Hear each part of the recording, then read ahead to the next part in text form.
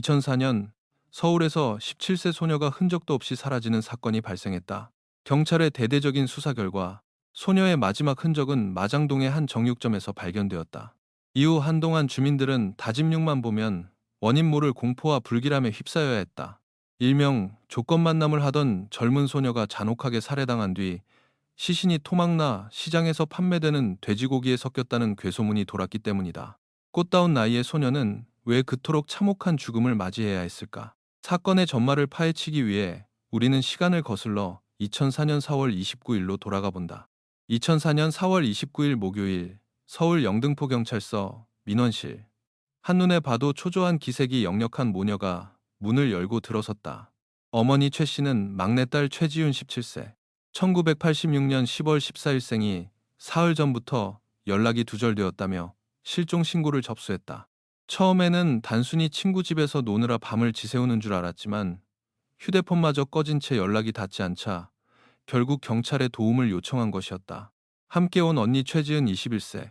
1983년 3월 5일생은 4월 26일 밤 11시쯤까지만 해도 집에서 동생과 웃으며 이야기를 나누다 각자 방으로 들어가 잠을 청했다라며 다음날 아침에 일어나 보니 동생이 보이지 않았고 언제 어떤 차림으로 집을 나섰는지 전혀 모르겠다고 진술했다.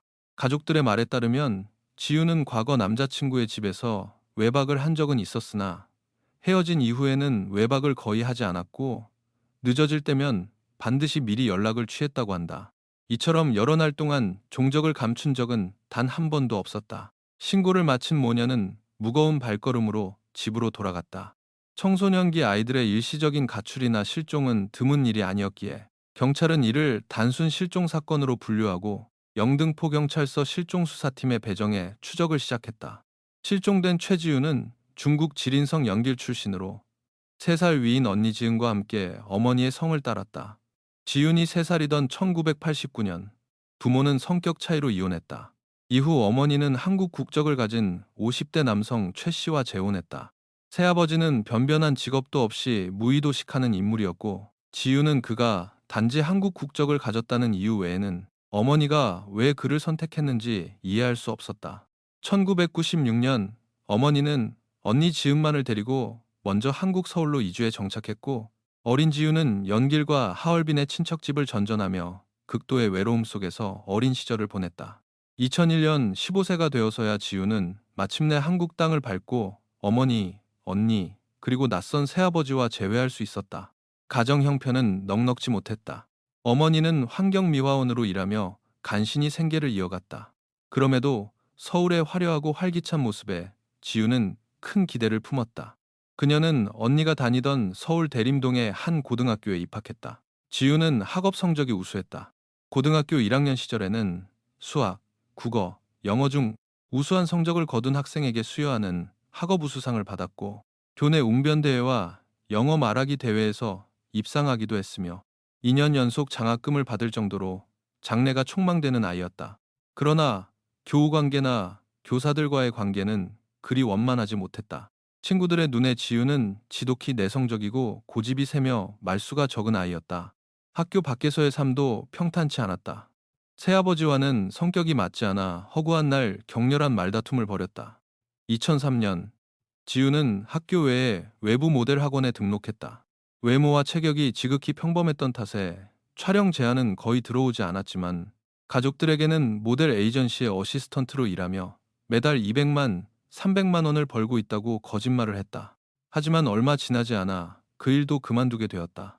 지유는 꾸미는 것을 좋아했고 화장품과 예쁜 옷에 집착했다. 언니와 옷이나 구두를 함께 공유하기도 했으며 주3회 진행되는 메이크업 전문 강좌에 자매가 함께 등록해 다니기도 했다. 2004년 1월 가정의 경제적 부담을 덜어주고 싶었는지 당시 고등학교 2학년 진학을 앞두고 있던 지우는 가족들에게 학교를 자퇴하겠다는 뜻을 밝혔다. 어머니와 언니가 눈물로 만류했으나 그녀는 고집을 꺾지 않았다. 공부를 많이 해봤자 아무 소용이 없다는 것이 이유였다.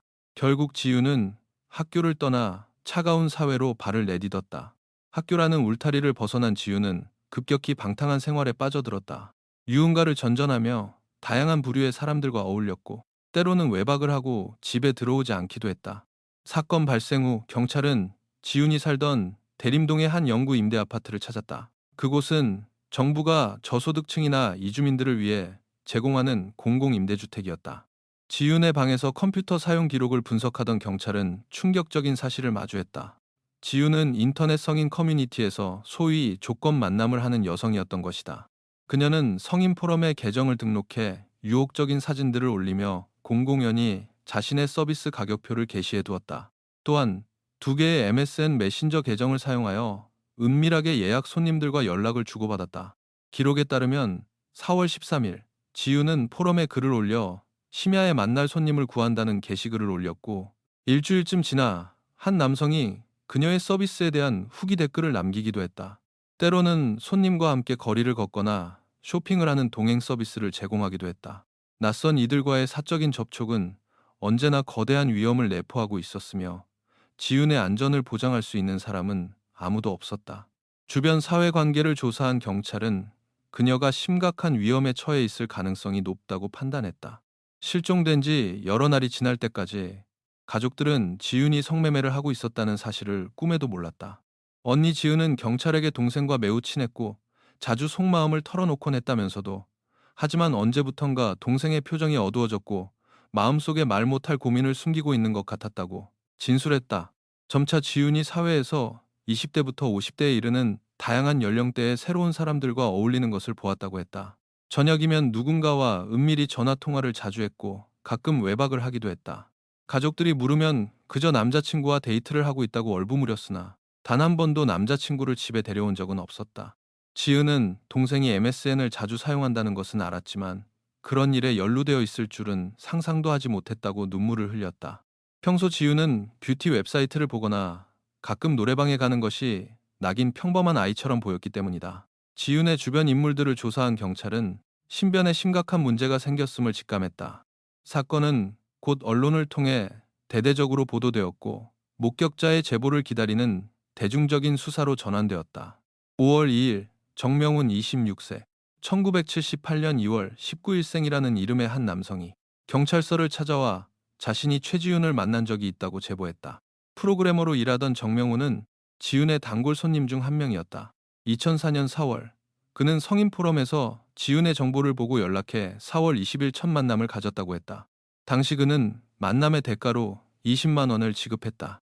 첫 만남 이후 두 사람은 온라인을 통해 자주 대화를 나누며 급속도로 친해졌다.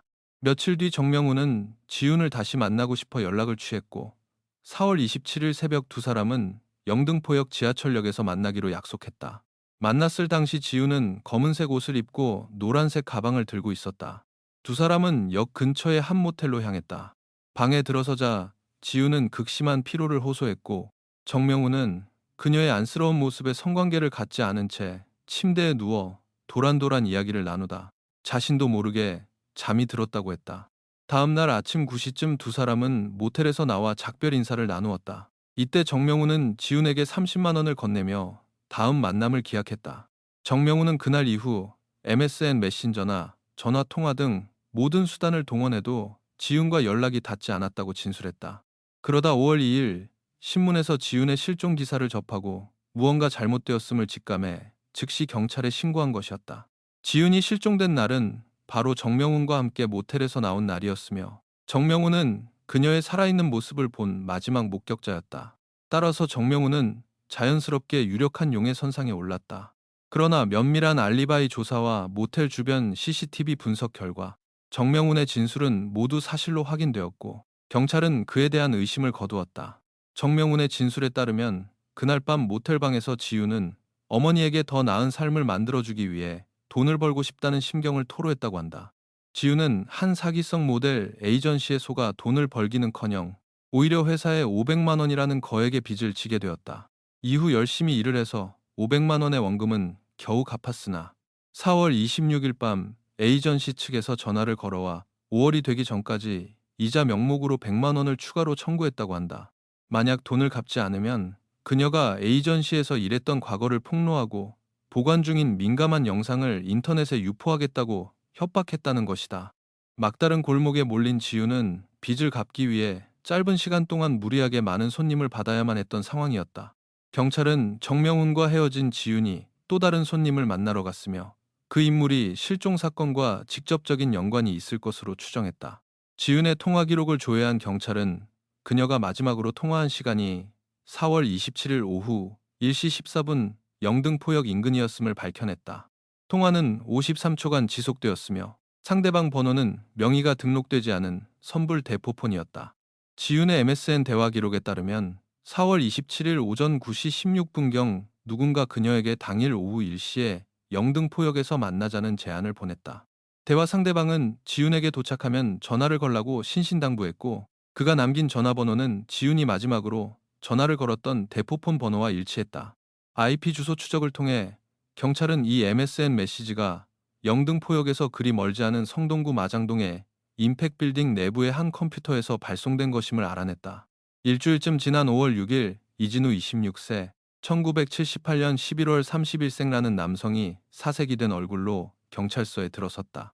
이진우는 자신의 오랜 친구인 강태훈 25세, 1979년 8월 12일생이 한 소녀를 살해한 것 같다고 청천벽력 같은 제보를 했다. 이진우와 강태훈은 10년 전 한 심야 식당에서 배달 아르바이트를 하며 알게 된 친구였다. 이후 비록 다른 일을 하게 되었지만 두 사람은 여전히 끈끈한 연락을 이어오고 있었다. 이진우의 진술에 따르면 4월 26일 밤 두 사람은 이태원의 한 바에서 만나 술을 마셨다. 강태훈은 술뿐만 아니라 마약까지 투약한 상태였다. 두 사람은 다음날 아침 7시가 되어서야 바에서 나왔다. 그리고 사건 당일인 4월 27일 밤 9시 25분부터 11시 25분 사이 이진우는 강태훈으로부터 연달아 3통의 전화를 받았다. 수화기 너머의 강태훈은 자신이 한 여자를 죽였다고 털어놓았다. 관계를 갖던 중 여자가 자꾸 죽고 싶다는 말을 반복했고 알 수 없는 충동에 휩싸여 그녀의 목을 졸라 살해했다는 것이다. 강태훈은 시신을 토막내어 유기했다고 말하며 여자 몸에 기름진 지방이 너무 많았다. 여자의 얼굴을 똑바로 쳐다보기 싫어서 얼굴 가죽을 벗겨버렸다는 끔찍한 묘사까지 덧붙였다. 또한 사체의 뼈들은 자신이 자주 드나들던 마장동 정육점의 돼지뼈 수거함에 교묘히 숨겨두었다고 말했다. 친구의 갑작스러운 고백에 이진우는 극심한 공포를 느꼈으나 당시에는 강태훈이 마약에 취해 헛소리를 하는 것이라 치부하고 대수롭지 않게 넘겼다. 이후 몇 차례 더 만났을 때 강태훈은 전화로 한 말들이 모두 지타신 농담이었다며 웃어넘겼다. 그러나 최근 며칠 동안 이진우의 머릿속에는 그 섬뜩한 고백이 지워지지 않았다. 그러다 신문에서 실종된 최지윤의 인적 사항과 실종 시각이 강태훈이 전화로 읊조렸던 내용과 소름 끼치도록 일치한다는 사실을 발견했다. 걷잡을 수 없는 의구심에 휩싸인 이진우는 결국 경찰에 신고하기로 결심한 것이었다. 이진우의 제보를 받은 경찰은 단순 실종이 아닌 잔혹한 살인 사건임을 직감하고 사건을 서울지방경찰청 강력범죄수사대로 이관했다. 수사 결과 강태훈의 거주지 주소는 경찰이 추적했던 MSN 메시지의 IP 주소와 정확히 일치했다. 당일 밤 강력반 형사들은 강태훈이 거주하는 마장동 임팩빌딩 주변에 잠복을 시작했다. 강태훈의 집은 이 빌딩 2층에 위치한 작은 원룸이었다. 밤 11시경 어둠 속에서 강태훈이 모습을 드러내자 잠복해 있던 형사들이 순식간에 덮쳐 그를 제압하고 경찰서로 압송했다.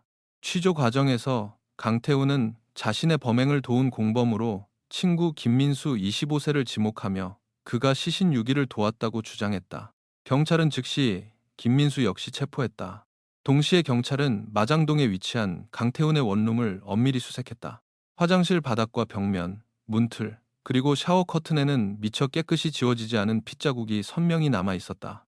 침실의 컴퓨터 책상과 의자, 카펫에서도 혈흔이 발견되었으며 심지어 컴퓨터 드라이브 안에 들어있던 CD 한 장에서도 혈흔이 검출되었다. 국립과학수사연구원의 DNA 감정 결과 현장에서 발견된 모든 혈흔은 실종된 최지윤의 것으로 밝혀졌다. 이 작은 원룸이 참혹한 살인과 가학적인 분해가 이루어진 범행 현장임이 명백해진 순간이었다. 한편 지속된 신문 속에서 강태훈은 자신이 최지윤을 살해한 뒤 시신을 인천항 연안여객터미널 인근 바다에 유기했다고 진술했다.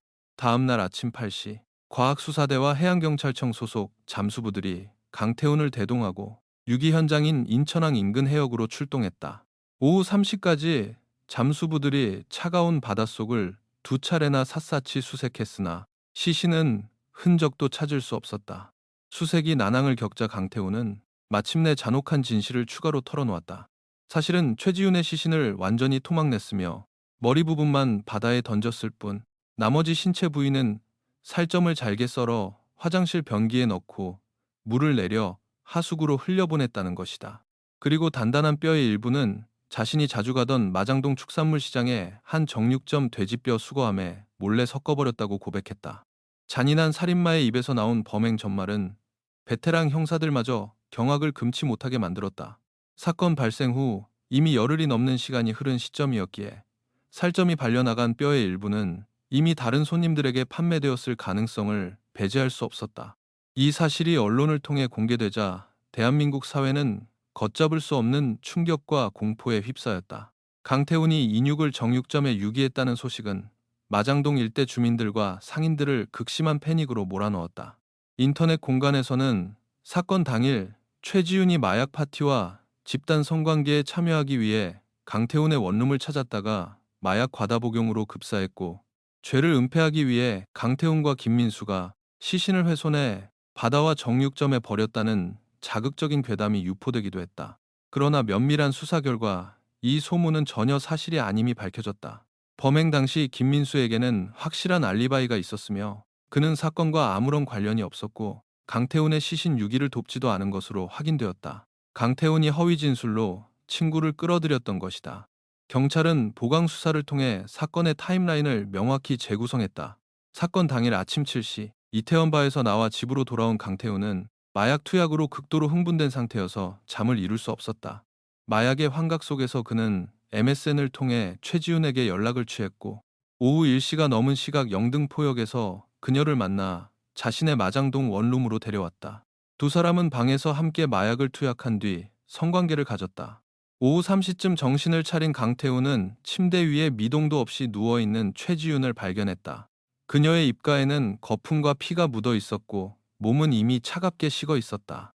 강태훈은 자신이 그녀를 죽였다는 사실을 깨달았지만 마약에 취해 있던 터라 구체적인 상황은 기억하지 못했다. 단지 성관계 도중 목을 2분간 강하게 졸랐던 기억만이 어렴풋이 남아있을 뿐이었다. 처음 10분 동안은 최지훈의 죽음 앞에서 극심한 공포와 공황 상태에 빠졌으나 이내 시신을 철저히 분해해 증거를 인멸하겠다는 잔혹한 계획이 머릿속을 스쳤다. 시신을 토막내어 처리하는 것이 발각될 위험이 가장 적다고 판단한 것이었다. 그는 무려 수시간에 걸쳐 사체를 무참히 훼손했다.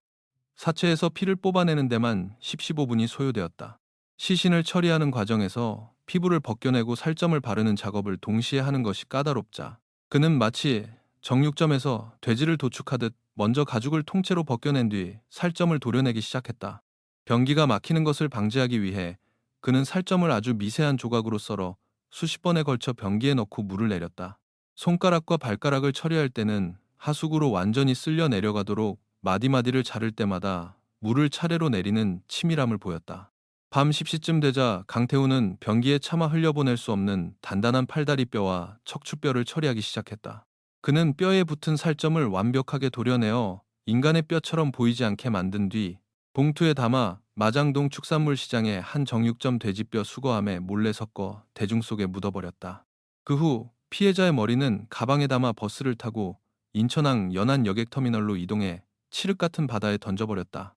머리를 유기하기 위해 이동할 때와 집으로 돌아올 때 모두 택시가 아닌 시내버스를 이용했는데 버스가 택시나 승용차에 비해 경찰의 불신 검문이나 단속에 걸릴 확률이 훨씬 낮아 위험을 최소화할 수 있다고 계산한 행동이었다.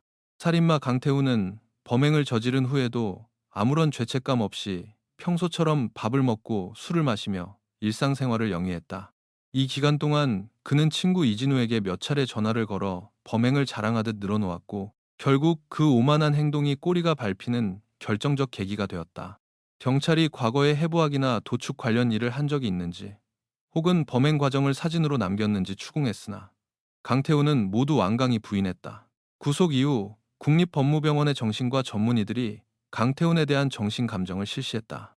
강태훈은 자신이 8세 때부터 정서장애로 정신과 치료를 받았고 16세 때부터 사창가를 출입했으며 2001년 말부터 마약에 손을 댔고 2002년부터 음란 사이트에 중독되었다고 주장했다. 일부 전문의들은 그의 진술이 사실이라면 마약 남용으로 인한 자동증 오토마티즘 상태에서 범행을 저질렀을 가능성을 제기했다. 자동증은 발작 중이나 발작 직후 의식불명 상태에서 자신도 모르게 복잡한 행동을 수행하고 깨어난 후에는 그 행동을 전혀 기억하지 못하는 특이한 정신현상이다. 그러나 중독 치료 권위자들은 마약 남용이 이 같은 완전한 기억 상실과 고도의 치밀한 사체 훼손을 동반하는 자동증을 유발한다는 의학적 보고는 전무하다며 강태훈이 형량을 줄이기 위해 철저히 거짓말을 연기하고 있을 가능성이 크다고 지적했다.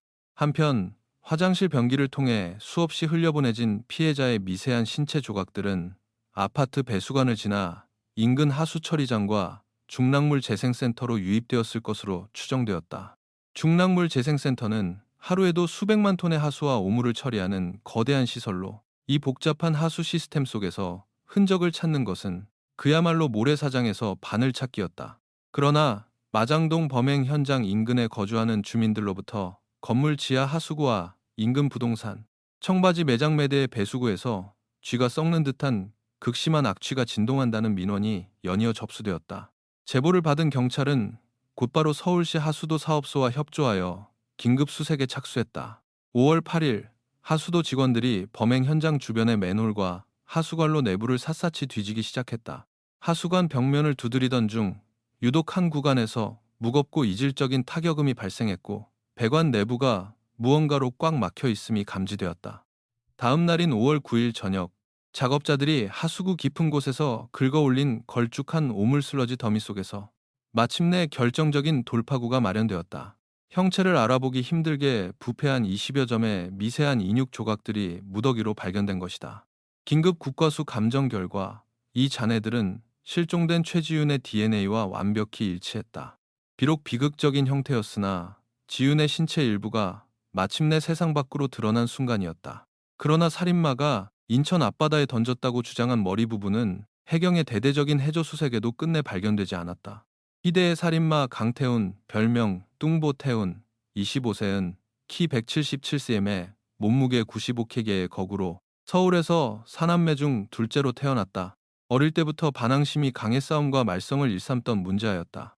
5살이던 1984년 가족과 함께 떠난 강원도 여행길에서 끔찍한 대형 교통사고를 당했다. 이 사고로 강태훈은 심각한 두개골 골절과 뇌 손상을 입었고 자신의 눈앞에서 어머니가 참혹하게 숨지는 광경을 목격했다.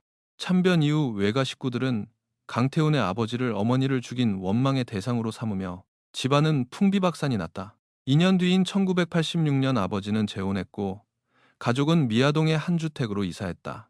새어머니와 이복 형제들은 비교적 원만하게 지내려 노력했으나 사고 후유증 탓인지 강태훈의 포악하고 충동적인 성격은 날로 심해졌다. 8살이던 1987년 감정조절 장애와 극심한 학습 부진을 겪던 그는 결국 가족의 손에 이끌려 정신과 검진을 받았고 정서장애 판정을 받아 특수학교로 전학 조치되었다. 15세 때인 1994년에는 폭행 및 상해 혐의로 소년원에 수감되어 보호관찰과 심리치료를 받기도 했다. 초등학교 6학년 때 이미 학업을 중단한 강태훈에는 이후 심야 식당의 배달부로 일했고 사촌형을 따라 공사 현장에서 에어컨 설치 보조공으로 일하기도 했다. 그러나 화려한 유흥가와 밤거리에 매료된 그는 급격히 타락의 길로 걸어 들어갔다. 약물에 중독되어 피를 토하고 코피를 쏟으면서도 환각이 주는 쾌감을 끊지 못했다. 방탕한 생활을 일삼던 그는 번듯한 여자친구가 있음에도 끊임없이 집창촌을 전전하며 성을 구매했다. 그가 잠시 일했던 심야 식당 주인의 증언에 따르면 당시 그의 월 수입은 40만 원 안팎에 불과했고 그마저도 반년 만에 게으름 피우다 해고당했다고 한다. 노랗게 탈색한 머리에 비대한 체구를 가져 주변에서 뚱보태훈이라 불렸던 그는 동료들에게 사창가에서 만난 여성들과의 경험을 음담패설로 자랑하기 바빴다. 돈 문제로 시비가 붙으면 앞뒤 가리지 않고 주먹을 휘두르는 꼴이 영락없는 동네 양아치였다. 전 동료들은 그를 허풍이 심하고 게을러 터졌으며 일은 안 하고 향락만 쫓던 인간 쓰레기로 기억했다. 물 쓰듯 돈을 쓰던 그는 사채업체에서 600만 원을 빌려 순식간에 탕진했고 이어 추가로 2억만 원의 사채를 끌었었다. 빚을 갚을 길이 없자 빚쟁이들의 끈질긴 추적과 협박을 피해 도망쳐 다녔고 결국 은신하기 위해 선택한 곳이 마장동의 외딴 원룸이었다. 오랜 친구 이진우의 눈에 비친 강태호는 잔머리는 비상하나 성격이 불같이 욱하고 입만 열면 입에 담지 못할 욕설을 내뱉는 시한폭탄 같은 존재였다. 2003년 6월, 당시 24세였던 강태호는 보증금도 없이 월세 20만 원에 성동구 마장동 임팩빌딩 2층 원룸을 계약했다. 그리고 1년 뒤 이 어두컴컴한 방은 대한민국 범죄사상 가장 엽기적인 연쇄훼손의 비극적 무대로 돌변했다. 사건 발생 1년 뒤인 2005년 7월, 서울고등법원에서 이 끔찍한 사건에 대한 최종 재판이 열렸다. 피고인 강태우는 살인 및 사체 손괴, 사체 유기 혐의로 구속 기소되었다. 법정에서 피고인 강태우는 자신의 잔혹한 범행 사실을 모두 인정했다. 6일간의 치열한 공방 끝에 재판부는 엄중한 판결을 내렸다. 재판부는 피고인 강태훈에게 살인죄를 적용해 무기징역을 선고하고 사체 유기 및 사체 손괴죄에 대해 징역 4년을 선고하여 최종적으로 무기징역 처분을 확정했다. 같은 해 11월, 살인마의 끔찍한 범행 고백을 무시하지 않고 경찰에 제보해 사건 해결에 결정적 기여를 한 친구 이진우는 올해의 용감한 시민상 수상자로 선정되었다. 시상식 단상에 오른 이진우는 눈물을 흘리며 깊은 회한에 잠겼다. 그는 상을 받고도 전혀 기뻐하지 못한 유일한 수상자였다. 이진우는 마음이 너무 괴롭고 복잡합니다. 그 녀석이 정말로 사람을 죽였다는 사실이 믿기지 않고 친구를 밀고 했다는 죄책감에 밤마다 악몽을 웁니다라며 끝내 오열했다. 몇 년 후 이 비극적인 사건을 모티브로 한 범죄 스릴러 영화가 개봉되어 대중들 사이에 다시 한번 거센 논쟁과 추모의 물결을 일으켰다. 사건은 사법적으로 종결되었으나 여전히 몇 가지 의문점은 풀리지 않은 채 남아있다. 강태호는 정말로 마약으로 인한 완전한 심신상실 상태에서 살인을 저지른 것일까? 만약 제정신이었다면 그의 진짜 살인 동기는 무엇이었을까? 진실은 오직 차가운 감옥 창살 뒤에 갇힌 강태훈 본인만이 알고 있을 것이다. 서울 마장동의 하수구와 정육점을 핏빛으로 물들였던 최지훈 살인 사건은 우리 사회에 지울 수 없는 깊은 상흔과 충격을 남겼다. 더 나은 삶을 꿈꾸며 화려한 도시, 서울로 찾아왔던 17세 이주민 소녀의 찬란했던 미소와 소박한 꿈은 어두컴컴하고 차가운 마장동의 단칸방에서 영원히 멈춰버렸다. 그녀의 참혹한 죽음은 번쩍이는 빌딩 숲과 화려한 네온사인 아래 도살인 사회적 안전망의 부재와 잔혹한 덫을 드러내는 서글픈 경종이었다.